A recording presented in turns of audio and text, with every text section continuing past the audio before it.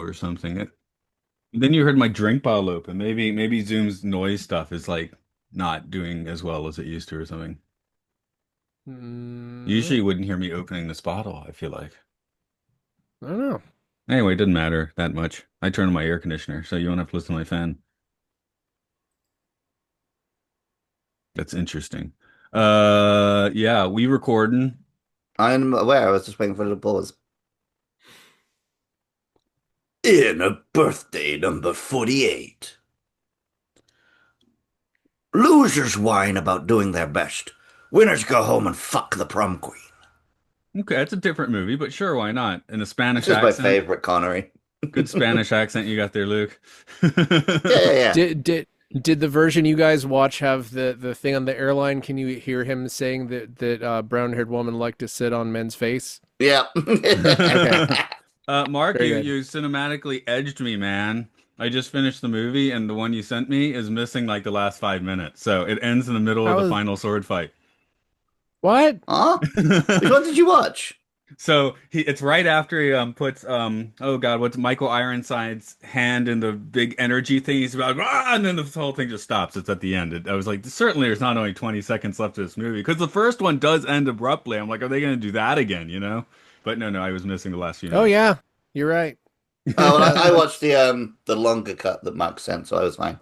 Okay, I was too lazy for that, so I'm missing the some of the lo- juicy Highlander 2 goodness you got. the longer cut was a mixed bag, but overall I think the extra stuff was fun. I'm trying to learn from the past, like when I watched the longer cut of Dune and regretted it. Hmm. Wait, which? Oh, the one that David David Lynch, Lynch took his Dune. The name off Alan of? Smith, I watched the Alan Smithy Yeah. one, and the lunch cuts, the pacing is better. I mean, I don't think Highlander 2 there's any cut that's is every cut mildly incoherent? Yeah, because we'll get into it, but there was a major problem involving Argentina going through a hyperinflation. There are some weird parallels Well, there's in just this like four the completely making of different this. movies taking place within Highlander 2, and different cuts take out one of or two of those movies, and they're different ones depending on which cut you're watching, which does make it wildly confusing. Yeah, there's no perfect version, and the version that I sort of told you guys to avoid, which is the Renegade cut, which is the most readily available one.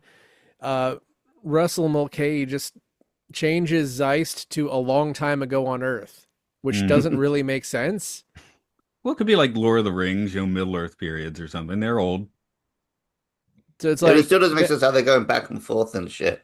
Yeah, it doesn't make sense why They live in Katana the can come inner to. Earth, the Hollow Earth.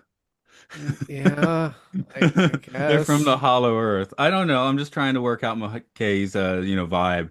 I guess though, because you said that and you were like, no Planet Zeist. I'm just like, ooh, out completely. But I'm like, that means you still see those scenes. They just don't say Zeist, and so you still get all the crazy sci-fi shit on the surface, right? So I don't know. I didn't watch the Renegade cut, but I'm not sure that it sounds like a bad idea.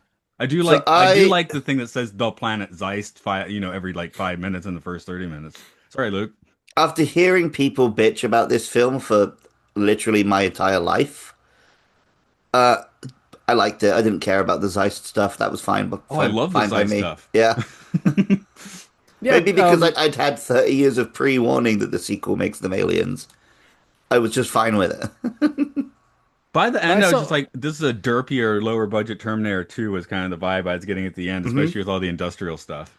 And I was surprised how not low budget it felt from what I was expecting. Like, I did not expect Connery to come back and Ironside to be the villain and baddies to be flying around on jetpacks and the sky to be fucking a big laser shield. Yep, it's there's a really good movie that has just been chopped into some pieces. And it's definitely you see the RoboCop influence, the Total Recall influence, and the Terminator 2 influence. So Hmm. there has to be some good to it. And I just watched a documentary on the making of it, and there was all this stuff where they built the entire city, and there were just like a bunch of like guys just hauling everyone was on wires for that like flying chase scene, like, and almost all of it was done in camera, so it's just like you literally could see the behind the scenes footage of them just flying around, which is great. I mean, that stuff looks great, and then they blow up the entire scene, I feel which like this movie comes closest to realizing the unseen Nick Cave Gladiator 2 script, you know, now that we have an actual Gladiator 2. We never got the Nick Cave one, just the guy. where he fights his way through hell. Yeah. This sort of like made me think of that because now they're going weird, dumb future. Um, Mr. Show, the sketch comedy show, obviously totally defanged the vibe of this movie. The Streak Dome 3000, did you guys see that? They do this film festival thing where there's a 70s Saturday Night Live fever parody, which is about a guy who wants to go, streak. Um, and then the no. sequel is like this insane future thing where streaking is they've become the emperors of the world and stuff. I'm like, that's pretty much Highlander too. Like McLeod's like McLeod is funded saving humanity and this what? It's really funny because for a long time I heard that the Zeist stuff was added by the holding company or the bonding company, which by the way, that's the main cause of the problems is that Argentina's economy spun way out of control, so everything became insanely expensive, so the bonding company took control of the film. So a lot of stuff was just sort of cut off. And I always heard that they added Zeist, but no, Zeist was always there. And Zeist is always in our hearts. I think Russell Mulcahy just took it out because people were mad about it after the fact. But they always were like, where do they come from? I know, a planet. But also there was a scene, there was like an illustration, a storyboard of there was a battle for Zeist that was going to be the big climax of the film, which the film does feel like it's kind of missing a climax, right? So I guess Yeah, he's 'cause gonna Mine go certainly back. was. It's supposed to be going back to Zeist as like a rebel or something, but he just takes his girlfriend there on. Yeah, and that was mainly the European cut, but I'd still like it. Yep, Um, I was reading about how it's the fans called like the fairy tale ending or something. Yeah. yeah, I mean, it doesn't make a whole lot of sense that he saves Earth and then leaves, but Well, still, whatever. he's like, You you don't take want to save it again. He already did it like twice, right? I guess he didn't do it in the first movie. So no, twice, once, twice, twice, sure, twice in this movie, zero in the last movie. Yeah, but yeah, there was going to be a big battle in the on the moon or maybe on Ooh, the moon of Zeist. And yeah, probably Moon of the Ice. plug was pulled before any of that happened, and you feel like the sword fight at the end feels a little bit small compared to like that's very small compared to like the guys flying around Mine on certainly did. hoverboards.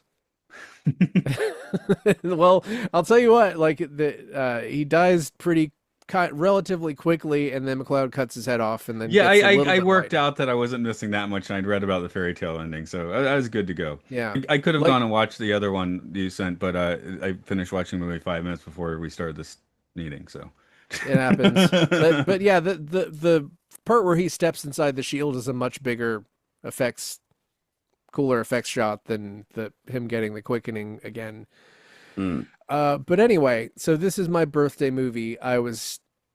This is kind of well, it's been almost 5 years since almost exactly 5 years since the first time I podcasted with you guys. So I was like originally going to do Mars Attacks because I was like, well, we did Independence Day 5 years ago, so Mm. we'll do Mars Attacks. But then I realized I don't really care that much about Mars Attacks, Mm. so I decided to do one of the three movies that we said we would do on Sci-Fi Sanctuary that we never did. Do you remember what the other two were?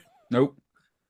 The Enteron, which is the robot, that Indian film, and Transformers: Age of Extinction, which is kind of Oh yeah, we weird should that have gotten to that never got done. But that.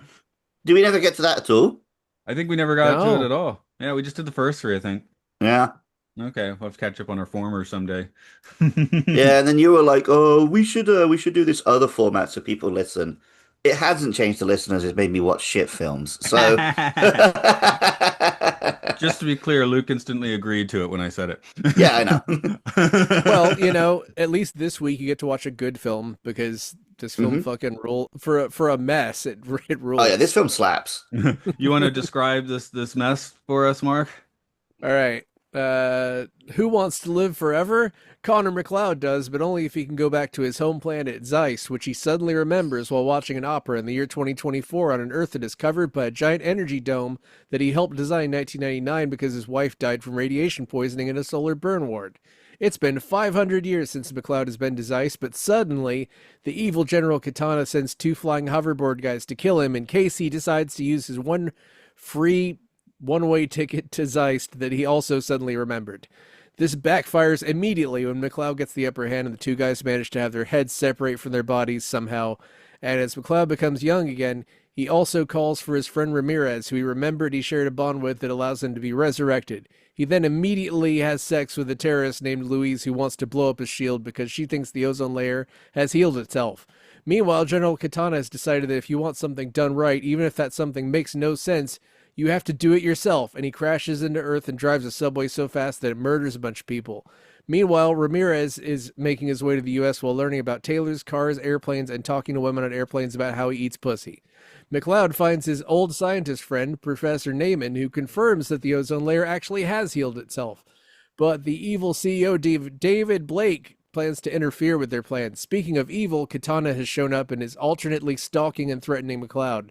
But when he gets back to his apartment, Ramirez finally shows up to play with him and flirt with Louise. But the throuple will have to wait because Katana is at the board meeting taking over the S.H.I.E.L.D. company.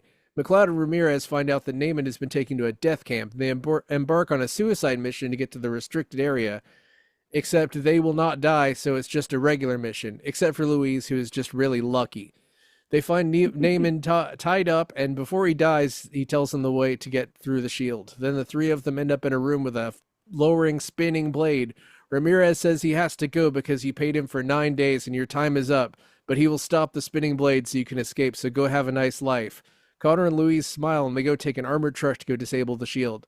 When Katana realizes they aren't coming to Blake's office, he crushes Blake's balls and throws him out a window. At the core of the shield, Katana ambushes McLeod and they sword fight. McLeod cuts off his head because there could be only one. Again. He disables the shield generator by stepping into it, which might mean he's still immortal. I'm not really sure. Anyway, even though he just fixed Earth, he decides to float home to Zeist and suddenly remembers that he can take Louise with him. So they make out and float away. Disclaimer, some or all of the summary may not have actually happened in Highlander 2. Okay. The ending's also kind of like the ending of Army and Danny's "I Want to Love You Tender" video. You ever seen that? No. It's a Finnish Eurovision. No. I highly recommend it.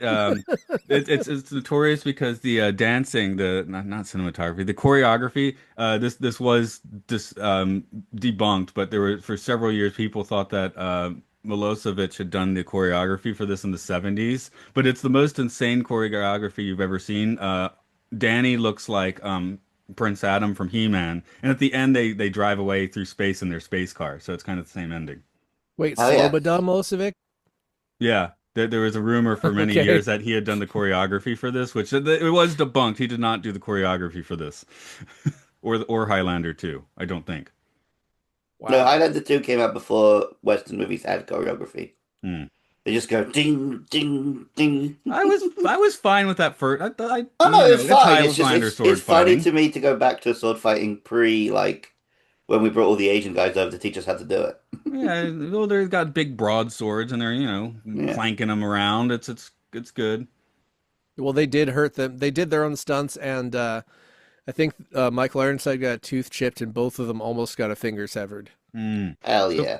so in the middle of the movie, Michael Ironsides basically defeats McLeod and then just leaves, and then McLeod goes home. That's what happened. He Maybe escaped by going Wait, down an when? elevator. We may have watched a different version of the movie. So he defeats him and They then do goes have a home. sword fight, and McLeod like gets sent down an elevator shaft, Right. but then they both just leave. Yeah, that's what I'm saying. That seemed kind of weird because in my cut, the next shot of him is him going into his living room talking to Louise. I'm like, wait, what? You know, Well, yeah, pretty well, much same in ours. Okay. there's a major problem in our cut, which I left out of my summary just because it made it confusing, which is that This they movie when they confusing? leave to go disable the shield, first off they hit Katana with their truck, and Luis just goes outstanding, and they both Yeah. smile. But then he's That like is on the outstanding. truck, and then he beats his ass off the truck, but then suddenly he's in like Blake's office wondering why McLeod isn't there, which none of that works together. Like Yeah, but the it should have truck fight chosen was one or the really other. fun. It was good. It was, yeah, there's nothing wrong with the truck fight, and bizarrely they actually filmed that 4 years after the movie was finished. Ah, sick. Yeah, because that was right when the bonding company took over. They were like, "You're not going to have this truck scene," so they went back. The three of them went back and filmed that, which is wild. But I mean, it was worked. It was good. Hmm. Um, But yeah, but also I really love I love that CEO office set where it was always in complete darkness, illuminated from the outside through the blinds with like a spinning fan, so it Hmm. looked super evil. And also I love a scene where a like a barbarian throws a CEO out of a window. Like I could watch that. That After should be in crushing every his movie. balls. After crushing Yeah, his balls. Yeah, no, that I live for CEOs getting murdered by actually dangerous people. It's the best thing in the world. yeah, It's yeah, I love it's that every time. it's still The not quite the Dick Jones scene from RoboCop, though, is it? yeah, there's Well, no, I the mean, but one what me and is? Mercy always quote is the Dark Knight Rises, just the "Do you feel in charge?" Yes. Yes. Um, Exactly. so one thing that this movie does have, made possibly above Evangelion, something I've been watching Evangelion, something that bugs me about it. Not bugs me, but it's like 15 years into the apocalypse, and then they're just living in Tokyo 3 and everything's kind of normal. Whereas this is like 25 years and everything is pretty screwed up. The taxi is, I rusting out think and all that stuff. I think it's the other way around. I think it's much more realistic that people kind of pretend it never happened and go on. You are correct. I just want to I'm see with a Luke on blown out this. Yeah. dystopia. So this movie gives me the blown out dystopia, right? Hmm. Well, it's a sort of a weird thing where the only time you really see anybody interact with anybody is there's one lady who hits McLeod with a beer bottle or whatever. Hmm. You know, that one angry lady, and then the bartender who's nice. He's like, "Get back here, lady." He's like Yeah, that Jimmy, lady the was bartender. weird. But it gets the point across. That's sort of the whole. Some of the really good things about the movie is that it has a light touch when it needs to. You don't. I never really thought about. I did think about why aren't the cops coming while these guys are just flying around exploding shit because that doesn't make Do any cops sense. even exist in this world? We didn't really see any. Well, I they're don't think they shield do. security, aren't Yeah, they? Shield Corporation Police. Yeah. Yeah, but also the way that they hand like it doesn't make any sense that Ramirez would be back, but the way they write him is so good because he sort of he's surprised by everything, but he mostly knows not to be like, what? He's just like, oh, yes, fly, of course. Another scotch, please. Yes. Yeah. I do But feel that must have been in Connery's contract. Like, I will be drinking on camera as well as much as possible. I don't know. His stunt double got a lot of the work, actually. Oh, Yeah. and a lot of the Um, scotch. Okay. maybe a lot of the scotch. I don't know. It was, but it was, the whole thing was handled weird, but he's just so damn good. And they gave him such a good, like, characterization and the good old, like homoeroticism is back in full force, and it's Hmm. So the title It this was should a little bit third billing in the opening credits, just Sean Connery, and I was like, oh, so he's back. Yeah, you'd think he'd get the and or something, right? Well, I was also thinking like, don't give it away in the opening titles that he's going to be back. But I guess at the time people had That's seen the trailers and stuff, yeah, right? old school filmmaking, all that sort of stuff. well, that was investor. I don't think it was the same Bond. Well, it was investors that made them bring Connery back, and that cost his salary was $3.5 million for 9 days, which Hell you yeah. know get snatch the bag, but that ended up being a problem for them. I think that the movie might have worked better overall. I guess it would have worked plot wise, but he brought so much charm and color to the film. The film would have been worse without him, I think. Yeah, I agree. It's like I don't. It was gonna go south anyway. So what the hell, really? Yeah. Yeah, just to throw Lambert under our bus, he was noticeably worse in this one. He's Also, Connery's like, just as good. has his Michael forehead Ironside. just been growing in the intervening years, or was I, it always that big? yeah, when he's talking to Ironside or screaming at him or whatever, I'm just like, man, so many giant foreheads here. What's going on? But also, he looked actually really good as an old man. That then when he went young again, I felt like it was the wrong way around. Like, wait, it looks more like they put young makeup on an old guy than old makeup on a young guy. Yeah, he's uh, he he's was so just a nicely little befuddled. cross-eyed. He's just a strange looking fella. Yeah, and from what I read, he was a major problem in part three that he kept making them give him more lines, which I've only seen that movie once, but I remember not liking it because it's sort of just a remake of the first one, but not as good. Hmm. No Um, And insane it's obviously sci-fi. ignoring any version of this one, right? yeah, They don't go. It basically is now the the year story of that. 3000. No, the year is like 1994, and basically the story is that he thought he got the prize, but then he didn't stop being immortal because he was in a car accident that fridged his wife in that one. Hmm. It turns out that because Mario Van Peebles was a super dangerous warlord, he would have been imprisoned in a mountain by Mako from Conan the Barbarian. Uh, so and he was sort of mildly Asian coded, so his dialogue was all like his personality was like this, and he's not. I don't know, man. Mario Van Peebles, I like him, but that was sort of outside of his wheelhouse, and it didn't work. And I found out something interesting was you know how Russell Mulcahy was like a music video guy, like the guy Hmm. who directed the third one is the guy who directed all the Guns N' Roses videos, and he was trying to get them to do all the music for the third one like Queen did for the first one, because you'll notice this one is missing like music that's good, but It's but got early and 90s potboiler action music. It's fine. Axl Rose said he would only do it if they replaced Mario Van Peebles, and he would not elaborate why, and With no one him? knows Did he want why. to be? No Does one he want knows to why. be No. Mario He Van was just like, Peebles? I will not make the soundtrack for this if Mario Van Peebles is starring in it, and no one knows why. So I have one guess. Yeah. It's because he's black. Okay. That's my guess. Mm. Allegedly, I don't know Mm. that for sure. But like why? It's like that thing. What was Well, Axl Rose did write those racist songs. he did write a song with the N word in it in like I don't know 1988, which seems pretty late for Followed that. by "They Make No Sense to Me." So that theory kind of checks out. I don't feel like it's slander in this case. Well, that's just a guess, so it's not actually alleging anything. No, it's That's not. just It's a not. theory. It's just a A theory. game theory. Mm. Should My this fan movie theory, even though I'm not a fan of them or of Highlander 3. right? But Should this movie be called Highlander 2: The Retconning? Would that be a better title? I don't know. No, the Yeah, retconning probably. starts next time. Yeah, okay. Well, this retcons the first movie, and then they re-retcon everything, so that would be the retcon, the re-retconning. It They doesn't should make just sense that this one is called the Quickening because it undoes the Quickening, if anything. Well, they retconned the Quickening, the Yeah. retconned Quickening. yeah. There's a George Lucas title for a movie.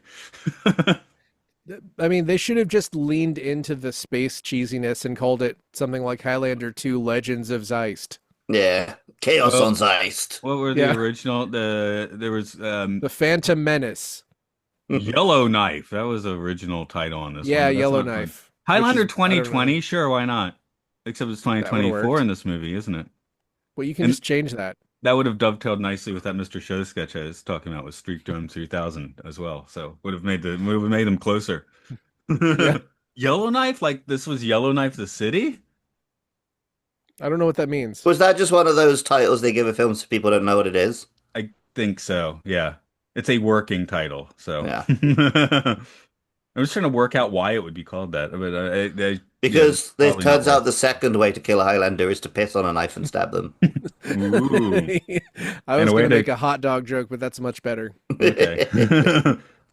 This watching this did get me looking up though, like other examples of when something's been ruined because they decide it was sci-fi. Obviously, the big one is the midichlorians. Right. Although, I mean, there's always been an argument is that fantasy or sci-fi. So you're already like Yeah, but the Force teetering it. itself was like mystical and semi-religious, and then they briefly tried to be like, no, it's just some microbes. But then Yeah, they they sort literally of they call it move a away religion. from that to be like, oh, they just tell us that you're sensitive to the Force. It's not what the Force is. Again, Great Andor. Gazoo. The Great Uh, Gazoo. Is that when making something Kinda, yeah, yeah. to a Random yeah. sci-fi swapcast? turns up.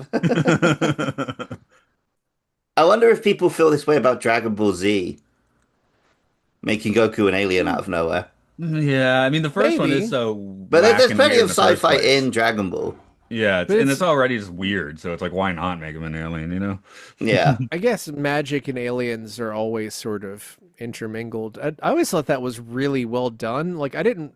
Oh I yeah, watched Dragon Ball Z I think first. Dragon Ball Z is ace. I don't actually have a problem with that. Yeah. It's one of those things where it's like if I think feel like if I'd been watching it chronologically, which would have been very difficult for an American because they didn't dub any of the original series until after Z was finished, but it's like,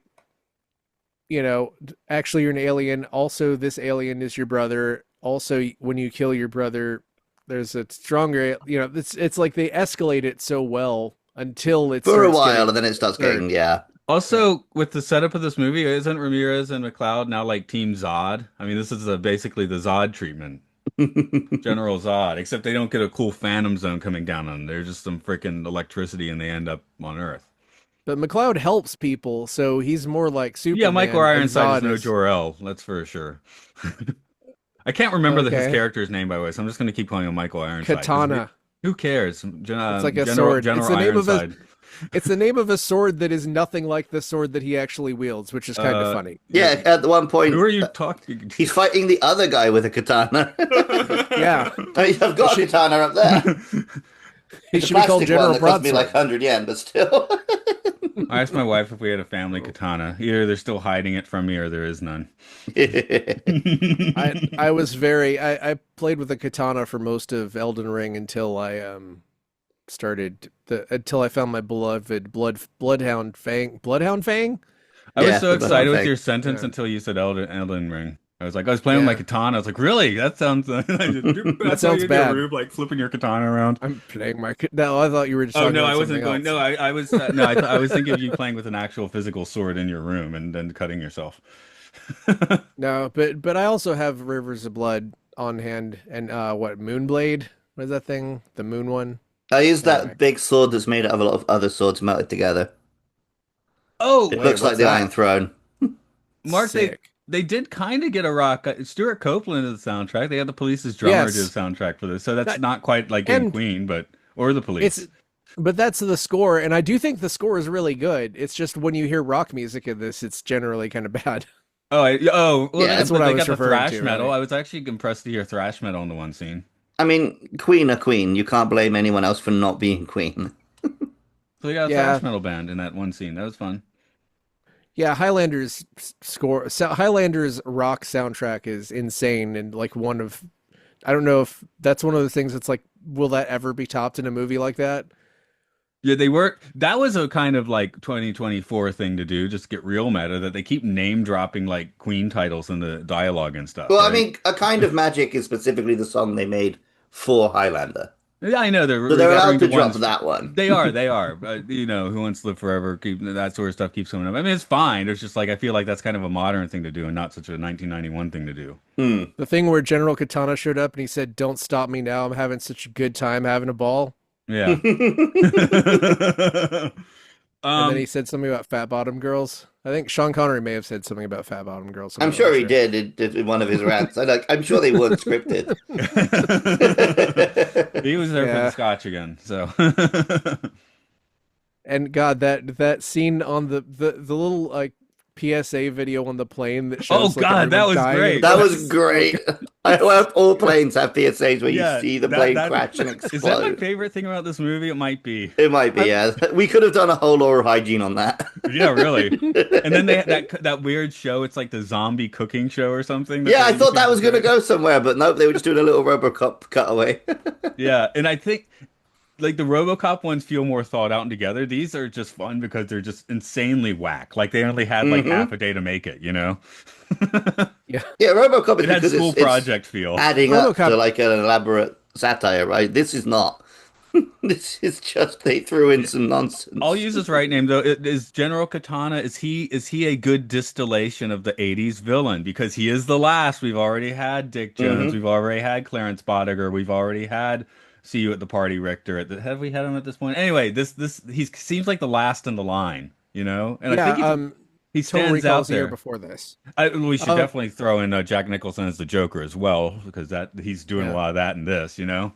In fact, I expected him to take out that one board member guy or security guy. I was like, he needed the Joker's pencil trick to really do that properly. I guess I just was repeatedly thinking smashing his face like, in the table is cool too, though. And because then Ironside generally plays like a goon or a mook, right? He's not normally the main baddie. right, So seeing him get to be the scenery chewing villain was great. yeah, and he And chewed as hard as he could. chomped through that entire set, yeah. Yeah, he basically said he knew it was going to be stupid, so he just wanted to like be the he was determined to be the most interesting thing in the film, so he like loved working with everybody and was generally like positive enough, but he's also just like, yeah, it was going to be stupid, so I'm just going to like chew the shit out of the scenery. Was he on Which screen with Connery at all? I don't think so. Maybe in that opening Yeah, the He opening Zeist condemns him to sequence? earth or something, and then Yeah, pretty much. just the Zeist Um sequence. they don't really just the get to Zeist. scream at each other properly. But No. that's fine. Connery's on vacation in this movie. Yeah. Ramirez is on vacation in this movie. It's great. Oh, you compare this to Last It's Crusade, like where he has to actually do acting. It's like the this is oh God, Odin, Anthony Hopkins thing. Have you heard about his was it his NAR thing? He'll write NAR on movie scripts.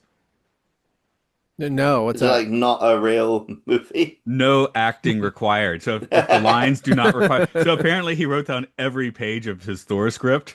Hmm. Yeah, presumably And I Transformers as well. and I feel like if Connery did that, he did that with this movie, right? That's funny because I feel like I don't know, I feel like Anthony Hopkins really knocked it out of the park with the first Thor movie. But he So it's didn't funny. have Also, to he act just to do it is the point. He yeah, just he had just to that's how be he Anthony sounds. Hopkins and just talk, and it was fine. He didn't actually have to act was the point. It was Well, I'm no acting required doesn't mean I am going to appear as shit on film. That's not what he's going for. He's just like I don't need to put like mustard on this, you know? I'm thinking in terms of you're talking about Ironside as being the last of this kind of villain. Like Karolko basically went defunct in 1992. So this is not a Karolko film, but this does feel like what Canon kind of went under around the same time. It's like Yeah. this kind of sleazy but What's hard Gary Oldman's ass villain in The Fifth Element? I feel like that's the Zorg. evolution. Zorg. He's the evolution. Zorg has more just like funny quirks than the Mm. psycho villain from the 80s. Zorg is just as violent, but he's trying to be a little funnier. Like Michael Ironside is funny just because he's chewing the scenery so hard, right? Mm. Well, also Zorg's Fifth making Element. actual jokes. Also, Zork has the weird thing where he never actually meets Bruce Willis in the whole film. Yeah. That's what I was gonna say. That was an incredibly like modern thing to do. Where I Mm. don't think anyone would have had the guts to do that. And like imagine telling Schwarzenegger like you're not going to be in the same like room as one of the bad guys, your main bad guy. Like he would just be confused or Well, he it's would like yell at you It's like Mark, if you remember or after her seeing feet at you. Terminator, walking out of the movie Terminator Salvation, where you were like, that was garbage, which was the correct Yeah, opinion. I was trying to convince you, no, it was kind of good because it had Michael Ironside in a submarine, and a movie can't be bad if it has Michael Ironside in a submarine. but he was I barely in realize it that and they argument's just not blew good up. anymore, but it was my I argument was coming out on No. of the the movie. train yesterday thinking Matt's going to bring up the Michael Ironside and Terminator thing. I do. I'm It's been trying a year to or I'm two since I trying brought it not. up. Whenever Michael I'm tr Ironside's on screen, it has to come up, doesn't Hmm. it? I think it came up. I think it's come up since Michael Ironside's been on screen. But Okay. anyway, well, he made guys' heads explode in scanners. That was cool, Yeah. right? Yeah. You know, And he Mark, was Richter. I had a dream. I had a dream. This was like 10 Yeah. years ago, but I remember it. It was actually a very Highlander 2 dream, which did feature you. We were going through blown out weird cities, and it was in Argentina too. It was how weird. I dreamed. What? Yeah, it was in South America or something. And then we were like, yeah, I can find. I wrote it down somewhere. I can find it He and lost read it to you. confidence in his. It was definitely an Argentina Well, it quote. was South America. It wasn't Brazil though. I think it was. Yeah, I think it was Okay, Argentina. this is changing wildly. Yeah. I don't I don't think I ever dreamt about being in Argentina, but yeah, this is sort of whatever a dark, smoky, dreamy like set. That's part of. I saw in the documentary there was a lot of. It's apparently very humid in Argentina. They did a lot of just spraying water, so it would make just a bunch of mist. So there's a lot of the cool look of this is very, very deliberate. Like these people knew what they were doing, and it really sucks that the Argentine economy just got destroyed. And then there was a Great Depression in Argentina, like seven. If you read about Argentinian politics, it's like it goes to Great Depression and then a bunch of riots within 10 years after this was made. And I looked up, like, are any Argentinian movies on the good list or the bad list? And pretty much no. No, Hmm. they might be like not a Yeah, to be honest, I've never heard anything about the cinema of Argentina, so there's got to be something out there I'm for sure there sure. is. Yeah, Um, it's all the about how the cheating at football is okay. the lowest rated popular Argentinian movie, which has 7.1 thousand votes, still like not enough votes to be on the bad list. Death Stalker from 1983. A lone warrior named Death Stalker is sent by a witch on a quest to find a sword, a chalice, and an amulet, two of which are held by the wicked king and sorcerer Munkar. So I'll watch that. No question.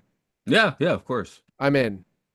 The guy the lead of that film looks basically like Beastmaster. So Ooh. like cool. That's definitely a movie that I've seen but never seen. Beastmaster. I'm I've pretty never sure s- I've I've never sat down and watched Beastmaster, but I feel like I've seen the whole movie somehow. well, it's like more like this: Deathstalker 2, Duel of the Titans, Barbarian Ooh. Queen, Sorceress, Deathstalker, and the Warriors from Hell, the Warrior and the Ooh. Sorceress, Amazon. It's like just a whole list of Conan ripoffs that all Ooh. look amazing. As long as they add some sci-fi into them. They all have like glowing stuff on the poster, so hopefully they do. Okay, well there we found our new podcast, Conan ripoffs with glowing things. That's the name of Oh the my podcast. God! Don't like Swords and tease me like sandals. that. Swords and Glow sticks. glow sticks. Yeah, just sign me up. If I don't know if such a thing were to exist, but Um, I'm that looking would no one would listen to that. the actual IMDb rating of this is a 4.2, which actually makes it close to the proper list, but not quite there. I don't know. I'd give this a good seven, I think. I think I'd give it a seven just on an actual scale of movies. If I I'm mean, Yeah, if we're maybe more being like a real, six, but I did enjoy it. it's a six. But I didn't I really get thought into my six, and then history I with thought of this. Space Shield, Earth Shield. I was like, yeah, seven. It's got so much dumb sci-fi coded stuff directly to me. It's I saw this opening night that like I'd seen Highlander on TV a bunch of times, and of all places it was like a gaming magazine that kept talking about Highlander 2. This was in development hell for a long time because of all the things I've been talking about. Like it was sort of like people weren't sure it was going to come out at all. Um but and then I was in. I didn't care. I was like 14. I was like I don't care. This is great. This is stupid and I love it. I mean, But there's how is this better or worse than Cyborg or Universal Soldier? Cyborg's better, okay, but Universal Soldier, the eh, first one, I mean, it's on like on an even uh, keel with that, yeah. I don't know, man. Universal Soldier, the first one, like, doesn't that kind of end with Van Damme throwing Dolph Lundgren into a wood chipper?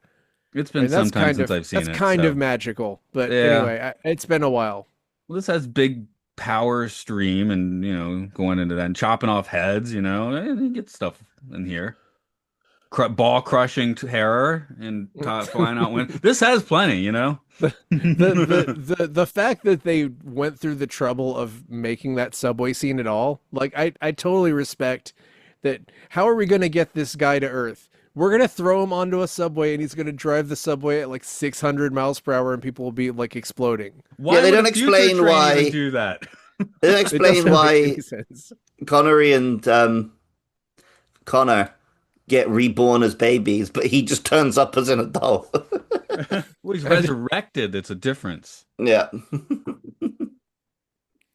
All right. yeah, I'm looking at the 10 out of 10 reviews, and we have to read this one. Oh, okay. You're okay. doing that today. Another Go for it. anti-utopian masterpiece, just like Super Mario Bros. Ooh. 1993, that didn't meet the fans' expectations. Absolutely different from the Highlander 86, which I deeply adore. Since our main hero was done with the past, it was time for him to explore the future. There are many symbols and poetry in this movie, but it's really dark and kind of unhealthy. Or maybe the word feverish is the closest.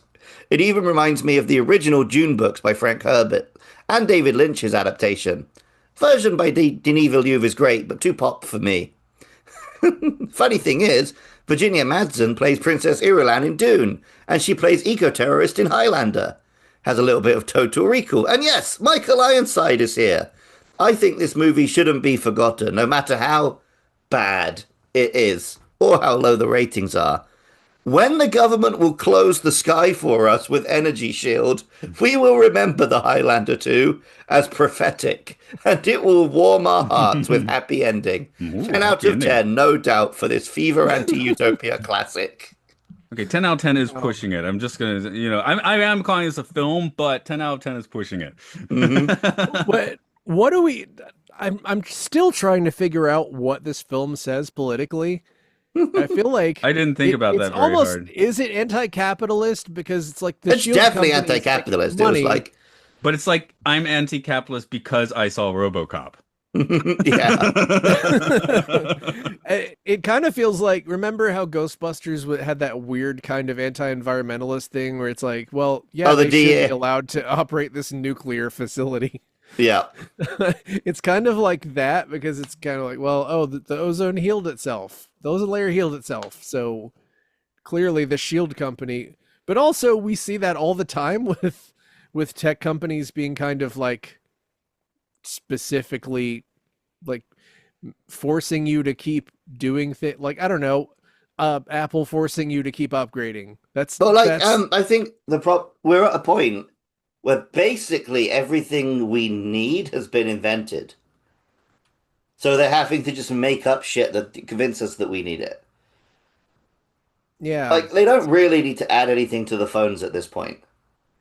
Or like to games consoles. I don't think anything more powerful than my Switch 2 is not really going to affect the games. It's just going to And- ramp up prices for them and me and make people lose jobs. Yeah, But like they have to honestly, keep making us buy more stuff. Like money was created so that we could exchange the things we need to exchange. But now people are making up things so we can get money. And then we've got like the enshittification of like Netflix and Amazon and stuff where it's like we've ran out of ways to actually we can't come up with anything good to charge you for. So we're going to make it shit so we can charge you to get rid of that. Like yeah, like we don't need the shield anymore, but we're just going to come up with some bullshit to make sure we can keep charging you for it. yeah, I mean, yeah, it's a weird situation because I can't really imagine it happening, but It does because I every guess day.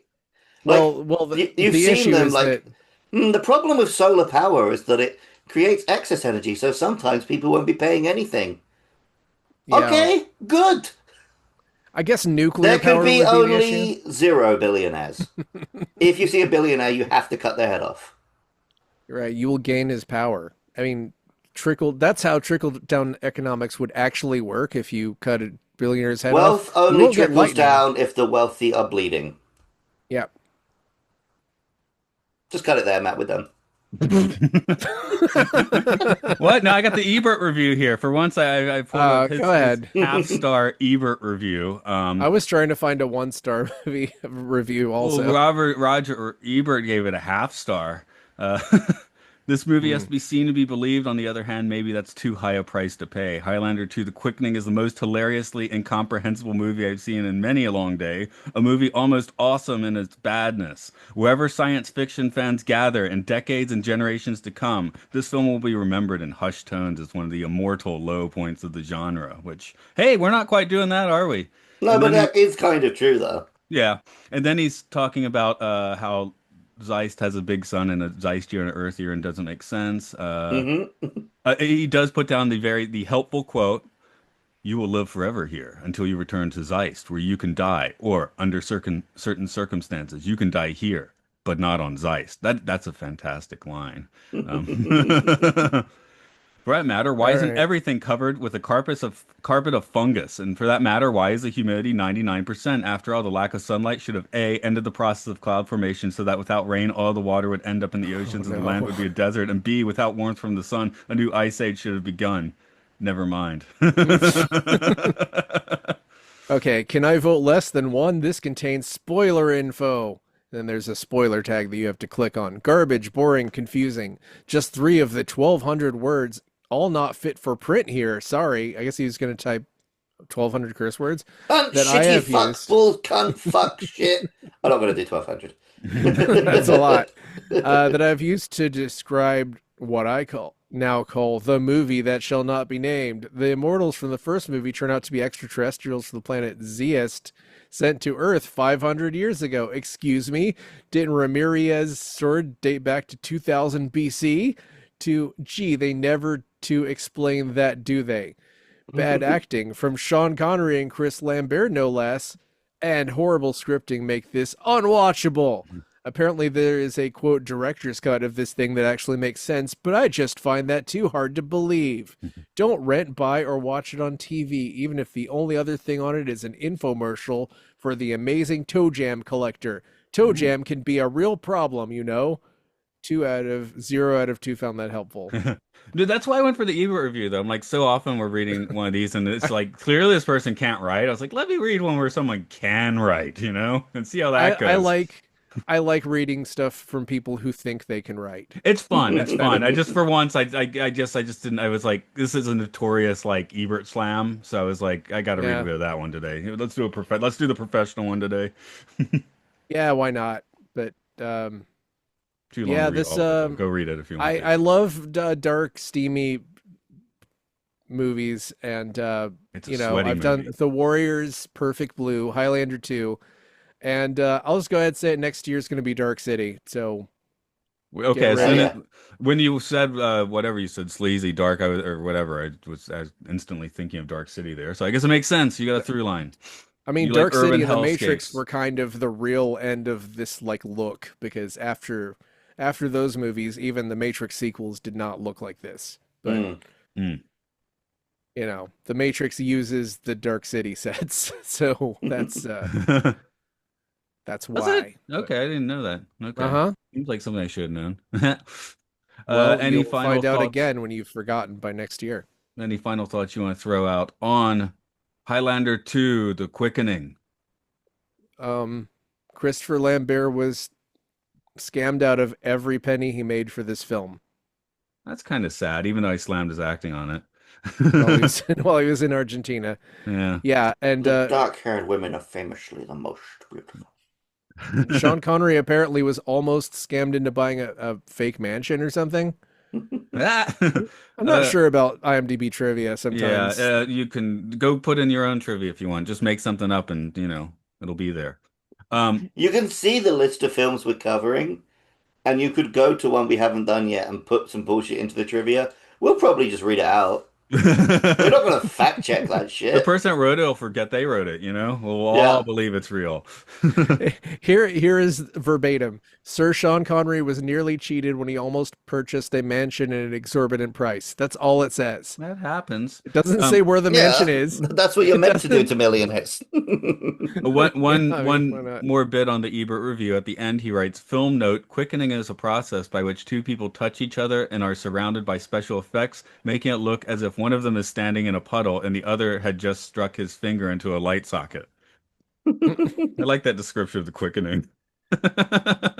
Yeah, but well, I'm glad you guys enjoyed this movie. That I feel like it's overhated because I think people love to latch on to something saying it's bad and just Oh repeat it yeah. like it's just a meme, But if you you find the know? absurdity charming, then it works. Yeah, it's like it's a mess, but there's so much good in it that And yeah. it's a mess in a way where it's like technically it's bad, but it still works. I mean, it's the pacing's good, it doesn't slow down anything like that. And the other thing is the sequence with the flying guys um was actually originally storyboarded for Russell Mulcahy. In between these two movies, was going to make a movie based on The Wild Boys by William S. Burroughs. And Duran Duran was going to provide the entire soundtrack, and that's where their song "The Wild Boys" came from, because they made that one song, And and now that you song know that rules. thing you've always been wondering. And also, William S. Burroughs originally wanted that to be filmed as a gay porno in the '70s, but that fell through. Well, the title seems fitting. I've never read it, but apparently it would work. It's your birthday. You plug if you want. Oh yeah. Hey, you know what? It's my birthday. If you're around on Saturday, July 19th, come and see Eddington at 4:15 at the Park AMC Parkway Point. I'm sure nobody listens to this who isn't already coming, but then we're going to go to round 1 afterwards. But other than that, podcastiopodcastius.org. Find other podcasts such as Lucas Pokemon Game Show, Monster Mash, Prisoner, wait, in prison, aka Severance podcast, Mark gets severed as he podcast does these plugs. 1999, Time Enough podcast, and Occult Disney, and that's probably all of them. There you go. I'm So losing my memory as I I get thought you were just older, gonna, so I don't remember all of the podcasts. I thought you were just gonna leave it at the birthday plug. Well, too bad. This podcast has had enough false endings, just like the we're This trying to one. duplicate the movie. Yes. And this one. And this one. And this all false Yeah. ending as well. Luke's gone. That's he was playing along. It's a mess now. The Quickening.